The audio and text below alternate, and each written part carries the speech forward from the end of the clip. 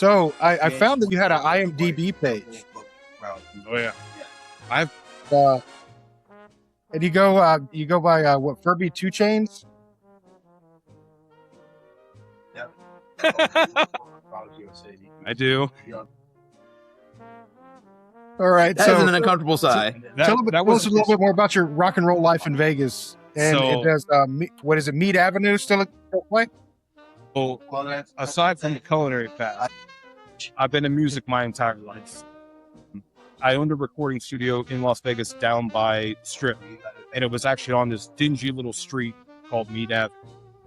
After about 2 years recording people, I was fed up, and I'm like, I'm doing all this work. These guys are out there doing this. I really miss playing.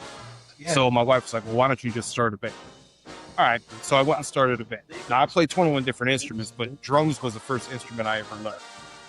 So I found a couple guys that I had worked with in the kitchen, and they were musicians. And I said, listen, I'm thinking about starting a band. You guys want to do this? They agreed to do it. And we were trying to think of a name, and they were rambling off some cool stuff, but it didn't feel right. It didn't feel like that was supposed to be the name. So I'm driving home from the studio session one night, and I pull up to Valley View and Mead Ave, which is just a stop sign. And normally there's just no traffic, especially that late at night. And I'm sitting there, I'm waiting for all this traffic. I couldn't figure out what was going on. And I just happened to look up and I saw his sign. It said Mead Ave. And I'm like, you know what, that would actually be a really cool name for a band. And it pays homage to what I'm doing down here. So I called it Mead Ave.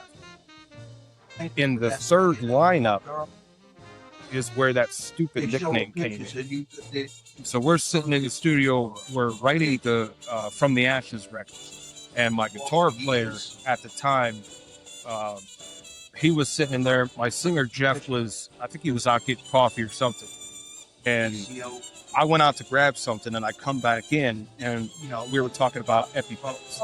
And then somebody else left, and all of a sudden we were talking about AIDS. Then we were talking about Furbies, those stupid little toys from the 90s. Yep. And my guitar player, Blake, looked at me, and he's like, I'm calling you Furby because I'm Italian, so I got hair, I got a fur coat on. And I always had 2 chains hanging from my waist, help my walk. And then just somehow Furby 2 Chains came in, and it never left. It's been that way ever since that day, and I fucking hate that day.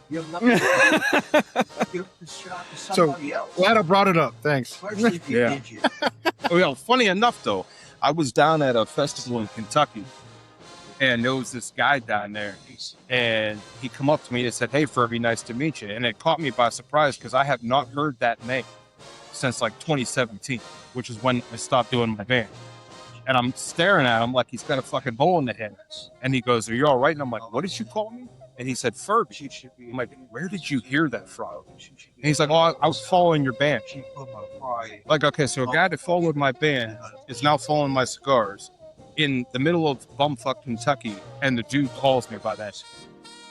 The name will just never leave, unfortunately. No. So I put it in the bio and everything else. I'm like, I might as well use it. If that's the case, it's part of my past. Let's just keep it in.